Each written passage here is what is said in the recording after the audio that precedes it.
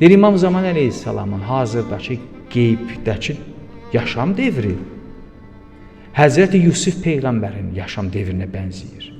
Çünki Həzrəti Yusif əleyhissalam insanların içərisində idi, amma insanlar onu tanımırdı. Kimliyini tanımırdılar. Hətta öz qardaşları belə Həzrəti Yusifi nədir? Sonuna qədər tanımadılar bu kimdir.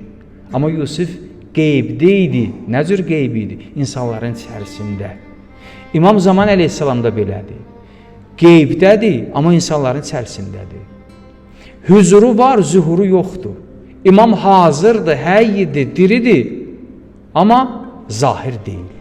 Yəni kimliyi insanlara bəlli deyil. İnsanlar onu şəxs olaraq tanımır, amma imam insanların içərisindədir.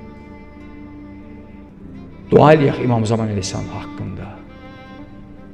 Böyük ariflərdən biri deyirdi ki, əgər istəyirsiniz İmam Zaman əleyhissalam üçün bir xidmətiniz olsun, duanız olsun, azan zamanı İmam Zaman əleyhissalamın fərəz üçün dua edin. Bu sizin ən böyük xidmətinizdir.